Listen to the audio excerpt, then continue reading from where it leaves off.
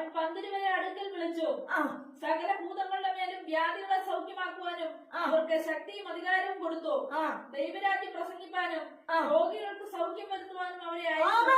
ദൈവരാജ്യം പ്രസംഗിപ്പാനാണ് കർത്താവ് ശിക്ഷകളെ വേർതിരിച്ചത്. സ്തോത്രം. അപ്പോ ദൈവരാജ്യത്തെ കുറിച്ച് പ്രസംഗിക്കാത്ത ഒരുവനും കർത്താവിന്റെ പിന്നാലെ നടക്കുവാൻ വ്യവസ്ഥയില്ല. കർത്താവിന്റെ വചനത്തിലുടനീളം പറയുന്നുണ്ട്, നിങ്ങൾ വെറും ഓടക്കോലായ ചതഞ്ഞ ഓടക്കോലായ മിസ്രയീമിലാണോ നിങ്ങൾ ആശ്രയം വെച്ചിരിക്കുന്നത്? മിസ്രയീമിലെ രഥങ്ങളിലാണോ നിങ്ങൾ ആശ്രയം വെച്ചിരിക്കുന്നത്? മിസ്രയീമിലെ കുതിരകളിലാണോ നിങ്ങൾ ആശ്രയം വെച്ചിരിക്കുക? എന്താണ് ഇതിന്റെയൊക്കെ അർത്ഥം?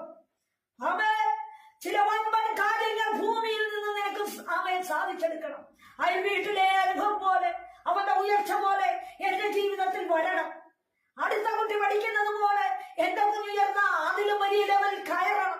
ഭൂമിയിലെ വലിയ വലിയ നേട്ടങ്ങൾക്ക് വേണ്ടി നീ വിശ്വാസ ജീവിതത്തിൽ തീരുമാനവുമായി മടങ്ങി വരുമ്പോൾ പരിശുദ്ധാത്മാവ് പറയുക, അവൻ വേർതിരിച്ചത് എന്തിനാ വേർതിരിച്ചത്? ദൈവരാജ്യം പ്രസംഗിപ്പാൻ. അപ്പോൾ തീരുമാനം എന്താകണം? ദൈവത്തെ കുറിച്ച് കൂടുതലായി പറയുവാൻ, പാപബോധം വരുത്തുവാൻ പരിശുദ്ധാത്മാവ് നിന്നെ വിളിച്ചിരിക്കുക. തെറ്റി ഉഴന്ന് കിടക്കുന്ന, സത്യം വിട്ടു കിടക്കുന്ന, നീതി ചെയ്യാത്ത, അശുദ്ധിയിലേക്ക് കിടക്കുന്ന, ലോകത്തിന്റെ ഇമ്പത്തിലും അവസ്ഥയിലും കഴിഞ്ഞ് അലങ്കാര ആഭരണങ്ങളോടെ മാറിപ്പോകുന്ന ദൈവഹിതം വിട്ട്, അനുസരണം വിട്ട്, വിധേയപ്പെടാതെ, വിശ്വാസമില്ലാതെ, അനുഗമിക്കാതെ, ദൈവിക സത്യത്തെ ചെവി കൊടുക്കാതെ മാറിപ്പോകുന്ന ജനത്തിന് പാപബോധം വരുത്താനാണ് ദൈവം നിന്നെ വിളിച്ചത്. മകനിൽ സത്യമായിട്ടൊരു കാര്യം പറയട്ടെ. ഒരു ശുശ്രൂഷകൻ എന്ന നിലവാരത്തിൽ, ദൈവത്തിന്റെ ആലോചനയും ഭക്തിയും വെളിപ്പെടുത്തുന്ന വ്യക്തി എന്ന നിലവാരത്തിൽ നീ പാപബോധം വരുത്തുന്ന വാക്കുകളും വചനങ്ങളും പറയാതെ നിന്നെ അനുഗ്രഹിക്കും, നിന്നെ വിടുവിക്കും, നിന്നെ സഹായിക്കുമെന്നൊക്കെയും പറയുന്നത് നീ ആത്മപൂർണനല്ല.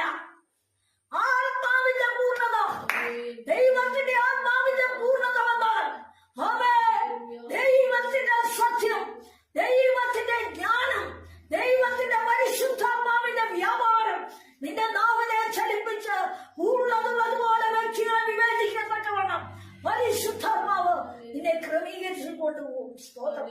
ഹല്ലേലൂയ. ഇന്ന് ജനക്കൂട്ടത്തെ മതി, ജനത്തിന്റെ ആർപ്പിനെ മതി. കൂട്ടത്തെ കാണുവാൻ എല്ലാവർക്കും സന്തോഷം. എന്നാൽ പരിശുദ്ധാത്മാവ് അങ്ങനെയല്ല. പാപബോധം വരുത്തി അവനിലുള്ള ലംഘനങ്ങളെ അകറ്റുമോ, അവനിലുള്ള പാപത്തെ ബോധ്യം വരുത്തുമോ. നമുക്കറിയാം, എമ്മൂസിലേക്ക് കടന്നു പോകുന്ന, പിന്മാറ്റത്തോടെ മാറിപ്പോകുന്ന, ശിക്ഷകളും സംസാരിച്ചുകൊണ്ട് വാട്ടത്തോടെ, ഹൃദയവേദനയോടെ, നിരാശയോടെ മടങ്ങിപ്പോകുമ്പോൾ ക്രിസ്തു ചേർന്ന് നടന്നു.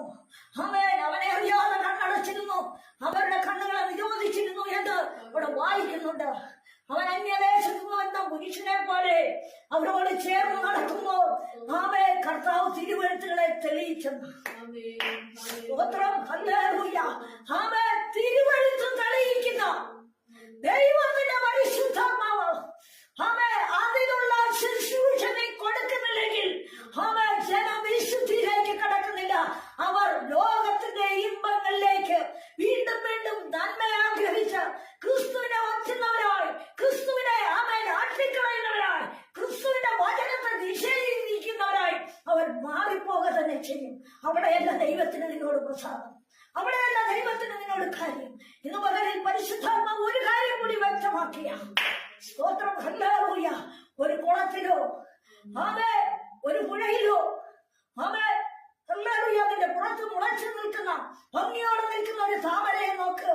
എന്ത് ഭംഗിയാ!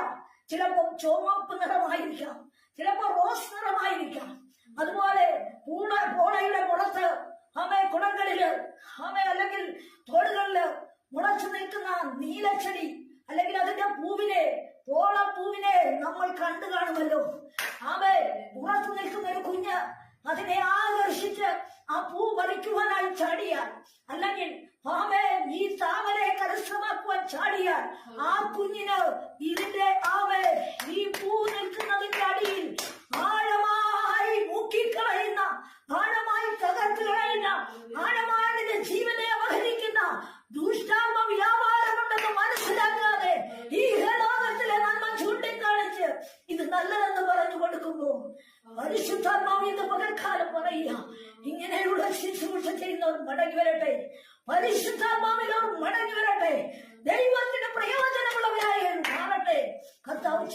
എന്ന് തിരുവഴുത്തുകളെ തെളിയിച്ച് അപ്പം നുറുക്കിക്കൊടുത്ത് അവന്റെ കണ്ണിന് മറഞ്ഞു.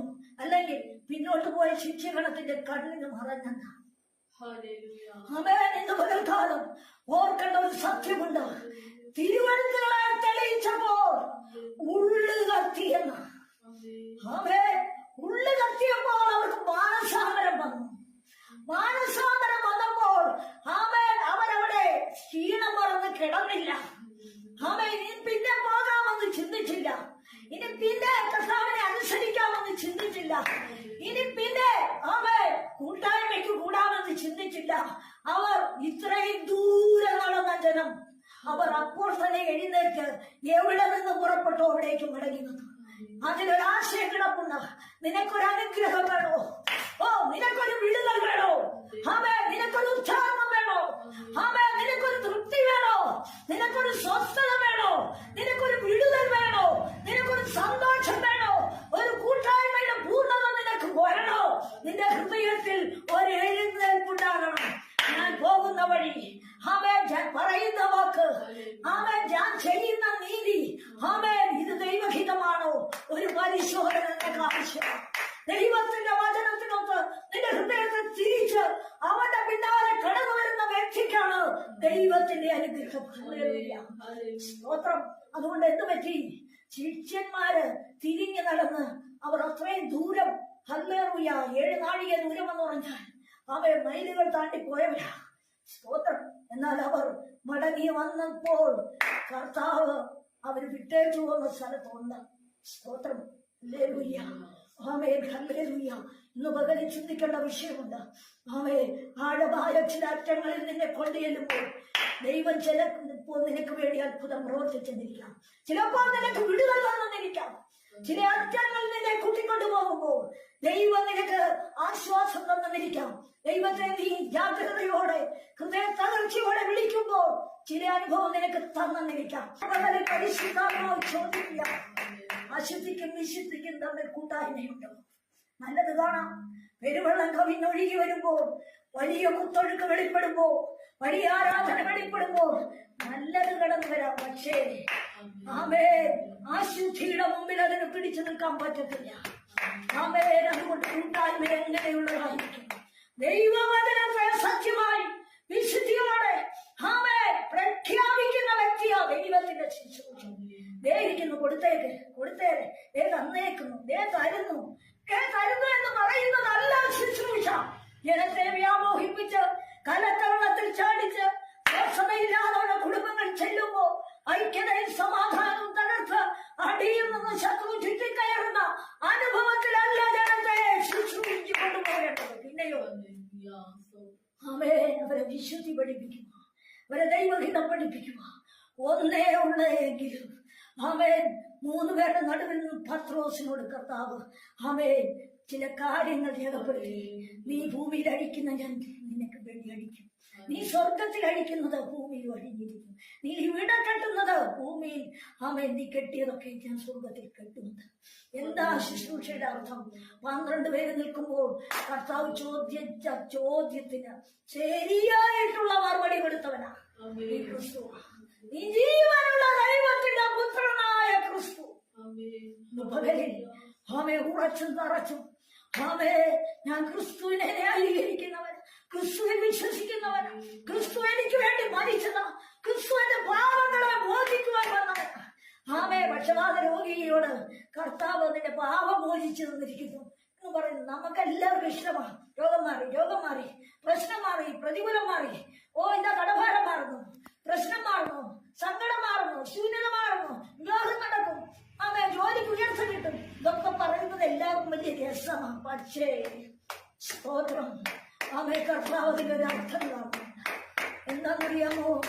ഹല്ലേലൂയ. കർത്താവ് ചോദിച്ചതിനെ ആരെന്ന് പറയുന്നു? പലരെന്ന് പറയുന്നവരെ പ്രോത്സാഹിപ്പിക്കുവാനല്ല. യോഹന്നാനെന്ന് പറഞ്ഞു, ഏലിയാവെന്ന് പറഞ്ഞു, പ്രവാചകന്മാർ ഒരുത്തനെന്ന് കർത്താവിനെ കുറിച്ച് 12 ശിഷ്യന്മാരിൽ 11 പേരും പറഞ്ഞു. പക്ഷേ പത്രോസ് പറഞ്ഞ നീ ജീവനുള്ള ദൈവത്തിന്റെ പുത്രൻ. ഒരു പ്രത്യേക വെളിപ്പാടിനായി നീ ഇവരിലധികം ദൈവത്തെ സ്നേഹിക്കുക. കർത്താവിന് വേണ്ടി ആരാ മുറിക്കുന്ന കർത്താവിന്റെ ഹിതത്തിനായി നിന്നെ ഒരുക്കുവാൻ നീ തയ്യാറുണ്ടോ? ആമേ, ദൈവത്തിന്റെ സ്വസ്ഥതയിൽ നീ പ്രവേശിക്കണം. അതെന്താ ദൈവത്തിന്റെ സ്വസ്ഥത? ഈഹലോകത്തിലെ നന്മയിൽ, ആമേ, ഈഹലോകത്തിലെ അലങ്കാരങ്ങളിൽ, ഈ ലോകത്തിന്റെ സമ്പദ് സമൃദ്ധിയിൽ, ആമേ, മുങ്ങിപ്പൊങ്ങുന്നതല്ല ദൈവത്തിന്റെ സ്വസ്ഥത. പിന്നെയോ മുൻപേ അവന്റെ രാജ്യവും നീതിയും അന്വേഷിപ്പിൻ, അതോടെ സകലവും. ആമേ, യഥാർത്ഥ പെന്തിക്കോസ് എന്ന ദൈവത്തിന്റെ ആജ്ഞ നിന്റെ മേലിറങ്ങണം.